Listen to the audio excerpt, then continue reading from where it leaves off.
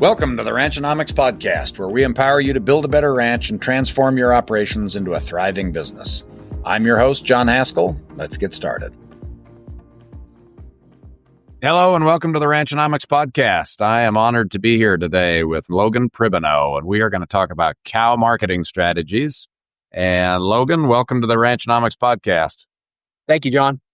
I would ask if you would give a quick introduction of yourself and your family's operation, then we'll jump into it. Sure. I'm Logan Pribbeno. I'm the fifth generation at Wineglass Ranch here in Southwest Nebraska. I've been back here for about 12 years in business with my father and wife and run a team of about 7 full-time employees. And we just recently sold about half of our cows, not quite half. Excellent. So you just sold your cows. Tell me more about that. Sure. So we exposed a lot. In 2020, we purchased a lot of heifers and bought them for about $700 a head. And at that time, identified it as a prime time to grow the cow herd very rapidly. So we exposed about 2,000 heifers in the year 2020 with the idea that they would be for sale in March of 2025. All right. Excellent.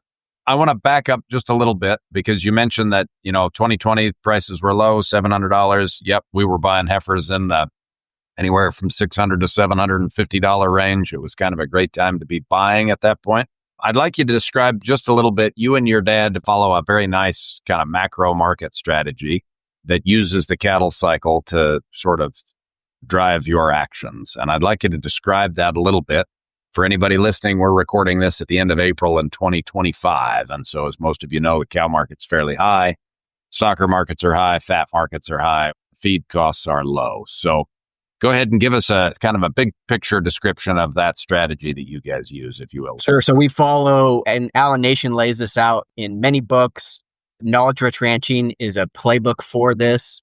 He also hit it a lot in his columns. I have a column from the year 2000, and my dad had been following it since then. So what we try to do is go in and out of cow-calf and stockers opportunistically. And when we go into cows, we try to grow the cow herd very quickly when it's inexpensive to do so. And we get too many cows to justify our land base, and we will sell cows, hopefully at an opportune time like we just did. And my dad and I have done that for 3 different cycles.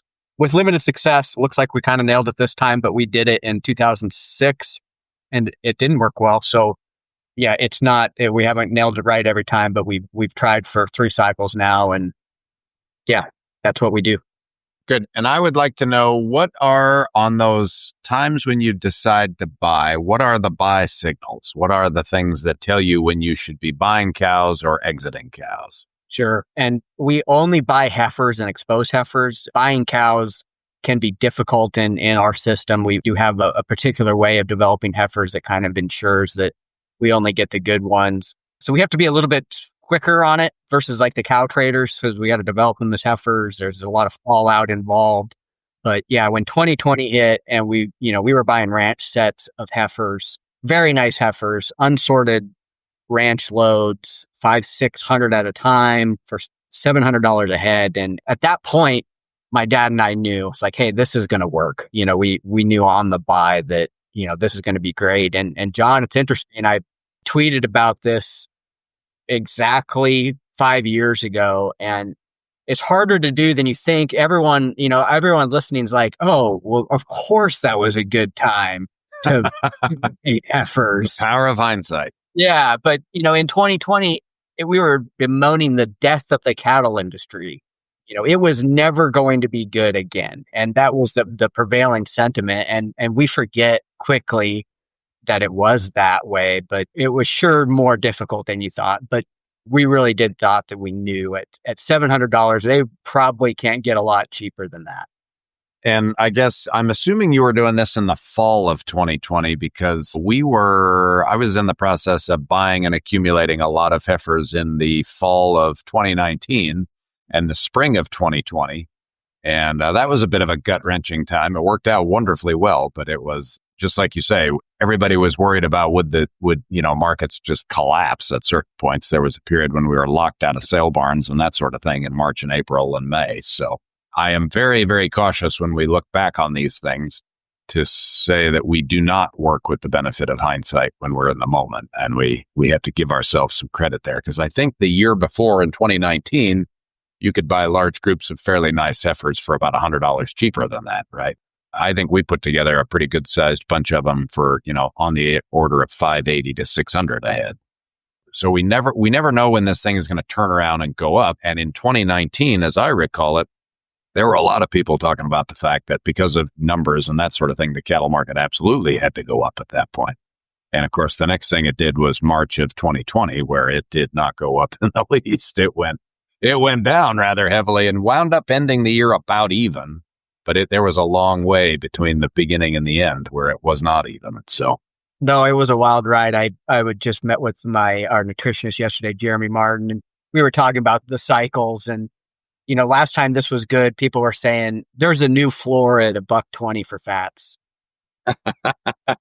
And he made the comment, he said, yeah, we went below that for 12 months. And finally, 12 months later, it was below $1 for another, period of time. And, it was a very, very slow grind. So we when times are good like this, just like the inverse, when times are good like this, we're thinking the party is going to continue. When cattle go up, they're going to go up forever. And when they start going down, it feels like, they're also going to go down forever. So again, price is a great indicator. We've had discussions over the years, and I think we even had discussions around this time about, when you can buy a $700 heifer and turn her into a cow, especially with your cost structure and the way you run things, that can be very lucrative in itself. But maybe just, again, what were you looking at that time that said that was the right place to be? So we anticipate about a 10-year cycle. So I assume that's playing into it also. But are there other market signs that you're using to drive your activity? We had decided to grow big at that point very rapidly. We were primarily stockers before that, and it was working really quite good. And we have a chart, and we mapped this thing, and we planned, and we initially planned to sell in the March of 2026 and 2027. So when we were in 19 and 20, when we were growing with the intention of selling a little later. There was a neighboring property that came up for sale here this winter. And we anticipated this coming about a year and a half or even 2 years ago. And so we sold about a year earlier than we normally would have, just to acquire the ranch next to us. So we were a little bit earlier than we anticipated. And my friend and neighbor, John Maddox, is doing something very similar. He started dispersion selling this year, and he'll do it over 3 years. Whereas we'll do it one more time, hopefully in March of 2026. Got it. So partial sell down this year and then the remainder next year. Yeah. And, that may be of interest to your listeners, but, so we wanted to buy a ranch, and at 7.5% interest rates and the property taxes in Nebraska, this ranch brought an all-time high. And just the interest expense and the property taxes on this. So if my dad were to purchase it with his C Corp, he'd have expenses of $100 an acre. And our corporation would rent that property from him for $30. Good trade, huh? So we were able to do what, it's very difficult to do, but we were able to buy it with cash. And if you can buy it with cash, you sure are better off. Yeah. Sadly, Nebraska doesn't give you a property tax discount for that. Land prices in Nebraska are always very attractive until you remember the property tax deal. Okay, so then let's talk on the other side. What is the sell signal? What is the driver that says, okay, now is the time to start liquidating? And especially when you're looking at a multi-year exit. Sure. So it was cash flow needs was number one. So we were a year earlier than I think we probably would have been if we were just watching the pure signals. I will tell you this, people are saying we are a little too early, and in 5 years, we're all going to know, if it was right. We can be critical with 2020 hindsight again. Yeah. But I'm watching my balance sheet, the cattle that we own grow, and I'm certain it is going to have. And as Wally said before, we're one day closer to that event happening. So we perhaps are a little bit earlier, but if you are trying to get this thing, people go, well, are you too early? And no one asks that when you're too late, because when you're too late, it is fairly well known. But back up to kind of answer that, we were at all-time high pricing in anticipation of it getting better is somewhat critical. So when a lot of these people think that we're at the top, it starts to come down. So you really do need to be on the front end of it, especially with the fact that it's a commodity and when it falls, it doesn't fall gracefully. So you're just looking at all-time high pricing and we're moving a large ship. I'm not trying to sell a couple potload of cows. So I'm moving a ship. And so I have to pick a point in the horizon and aim the ship towards that. Whereas a lot of guys have more nimble operations and they can more closely watch those signals and find the right day or the right month. Whereas with our operation, in 2020, I pointed the ship at 2025 and 2026 and it's heading that direction. And it's the way Wineglass operates. It's a large ship that you can't easily turn on a dime. And so, yeah, I don't necessarily watch for daily, weekly signals. It was decisions that were made in 2020 and 2021. Yep. Struggling to break into the tight-knit world of ranching? Connect, compete, and grow with our new networking platform. Real ranchers, real insights, real opportunities. Visit ranching.fyi and click forums. Let's just illustrate, if you don't mind. You mentioned buying these heifers at $700. What does it cost you a year to run a cow, let's say? That's a good question. So we grew quite a bit, and I can very profitably run a smaller number of cows on my operation. When we have cows on every corner and we're leasing other Nebraska ranches, my cow costs increase. And so it's highly variable. So we were running a cow before we did this growth, like in 2020, we were running a cow for $700 in cash expenses. As we grew, that went up because we leased places. We bought a little bit more hay. They get a better breed up. So we were a little bit kinder on the cows. And so my costs have gone from like $650 closer to $1,000. So why am I selling cows? Is because I have too many of them and I need to get back to I can very, very profitably, cheaply run the correct amount of cows. And so that's really kind of what we're doing. So hopefully we're going to get back into that $700 cash expense per cow range. Okay. And that cash expense does or does not include a land cost if you're operating on your own land? It does include a land cost. Okay, because you're paying a rent to the C Corp. Yes. So we have two corporations and I pay fair market rent for everything to my parents' corporation. Okay. Yeah, perfect. So that is an all-in cost. It wouldn't be that different if you were paying somebody else to run. That is correct. It's fair market rent.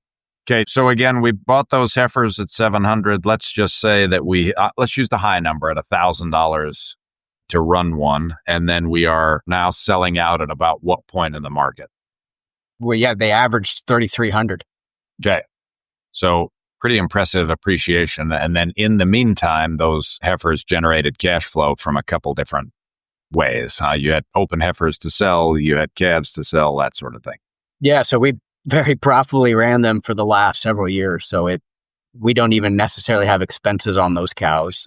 We sold very good calves off of those cows. So you could argue that there were no expenses on running those cows because the revenue exceeded those expenses. Yeah.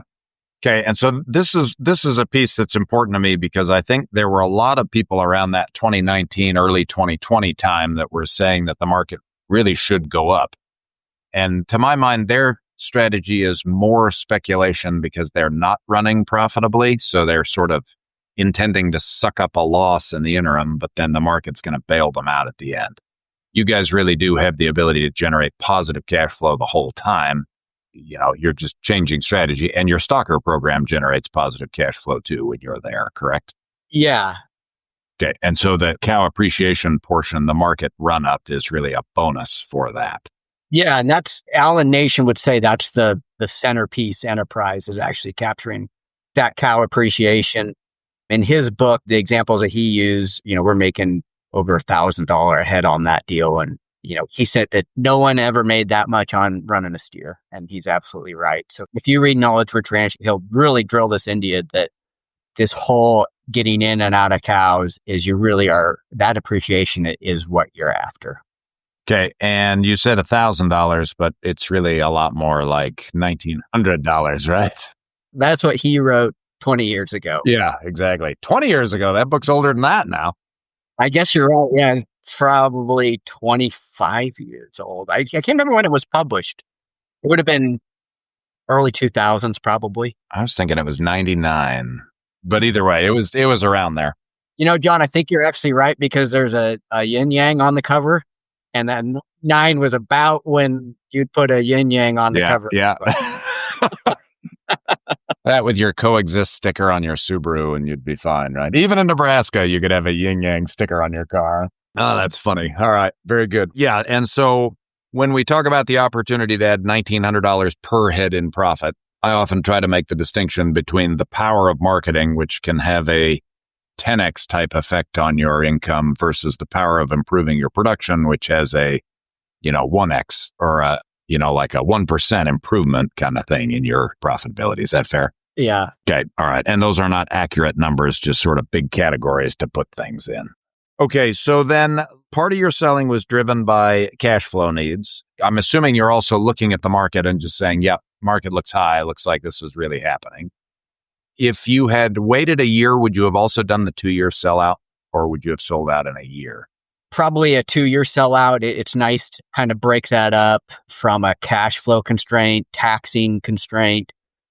And there are several different tax strategies you can use when you sell the bread stock. First of all, it's not treated as ordinary income. It's treated as capital gains, which is taxed separately. There are several different things that you can do with that to kind of defer, or there are many different options that you can do with when you sell the bread stock. So it is very versatile versus when you make money on the stockers, it's ordinary income, and then you don't have a lot of options in what you can do from a tax standpoint. So that's one of the very nice things about it, is capturing that as a capital gains. Yep. Okay, good. I love to hear a guy with a real finance background talk about that. That's an important piece too. Let's go then to when you do sell, you're not selling out, but you're buying something back. You may be scaling down. What are you buying back then? So we're going to do another dispersion sale this year. So we're still pretty maxed out on bread stock. So we had way too many cows than we could run. And now we're a little bit more appropriate in the number of cows that we can run. And so this year it's still a bunch of cows, but that next year it's going to change. And what we'll do most likely is probably buy a big black steer, hedge that steer, run him, and hopefully if everything goes according to plan, the market's going to try to pull back in 2026, maybe best case scenario 2027. And we would like to own a large black northern steer that is hedged. And the reason for the steer, large and black, is as the market drops, the feedlots become more choosy. Very picky. Yeah. They're not currently choosy. They'll buy a 3-weight Missouri calf right now, but when the market drops, they become more choosy. And we want to have the animal that the feedlot desires so we can get a bit of a premium for it, and also hopefully collect on the hedge as well. But that is ideal. It's going to be a little bit wilder than that. But if everything goes according to plan, that's what it looks like. Okay. Now, I know you guys hedge during the low side of the market. Are you doing anything to hedge or insure the high side of the market? And especially, are you doing anything to insure cows? We are not doing anything to insure cows. That's a really good question. We have started hedging in the year 2025. The last year that we had hedged was the year 2020. And so we've been unhedged for 5 years, and we just started this year. And no, I didn't wait till it was 294. I would love to tell you I had the discipline to wait. Wouldn't that be nice? Yeah. That is not the case. And we've also used some LRP. So we're slowly getting back into hedging. And as the time rolls on, we'll get more and more into it. And hopefully at some point, we'll probably be fully hedged in the next 2 years. We'll run, 5,000-6,000 yearling. So some sort of protection is prudent. Yeah. Good. Okay. And so what's interesting to me is, your overall strategy and your feel for the market is really that this could continue on for 1 or 2 more years. That's what Burke Kuykert says. That's also what some of the subscription services that I read say. I'm not necessarily trying to predict the market, but that's what the smart people are saying currently. So that don't quote me as saying that. But well, you said it. I don't have to quote you. I did. And I just heard Burke say it here this last week or two. And, he's seen a few of these cattle cycles. Yes, he has. I'd listen to him. Yep. Okay. Very good. All right. I'm going to wrap us up here for right now. We are going to come back and continue this discussion, and we're going to go a bit of a different direction because I want to talk about kind of advantages and pitfalls of this type of strategy. But before we leave this, is there anything else? I think you've done a number of podcasts, kind of described your strategy overall. Is there anything else people need to know about this? Important components of adopting this type of strategy and executing on it effectively before we wrap up. Yeah. So I hit on the taxes. I do want to hit on the capital constraints. If you're a stock operator, you get a line of credit and you buy and then you sell that same year. When you do start to build the cow herd, there are capital constraints. How you finance that, or if you can self-finance that, just know that you are tying up capital. And I talked about the cash flow needs of the operation and some of the things coming in the pipeline. It's just important to know that you are going to tie up capital for several years. And ideally, it will appreciate very handsomely, but not guaranteed. Yeah. Okay. I have had this discussion a lot recently, especially where we're at in the market. There are a lot of bankers that are wanting to sort of, people to buy cows, breeding stock on line of credit type notes, on short-term notes. And I am really pushing hard right now to push your banker to do that on a term note, not on a line of credit, because we don't know what's going to happen between now and the end of the year. And I feel like there's a lot more risk being in a line of credit, being committed to a December payment, let's say, than being able to spread that over 3 to 5 years. Yeah. And bankers are more than willing to do a cow note. And, so that should be an easy conversation. Yeah. Well, it always comes at this time of year like, well, my banker would rather wait a couple months until we do it. But what if the 50% drop happens between now and the time you've refinanced? That's going to be a much more difficult conversation, right? As Wally said earlier, we're one day closer to that. Yeah. We don't know the time or the season, but we do know it's coming at some point. So, all right. Anything else? I don't think so. Okay, let's wrap up for today. And then when we get back together, we'll dive into some of these other topics. So Logan, thank you very much for joining us today. I appreciate it. I really appreciate getting your perspective on this. Wally has had some technical difficulties, so we lost him for a good portion of this discussion, but he will be able to join us again as we continue. So thanks, Logan. Thanks, John.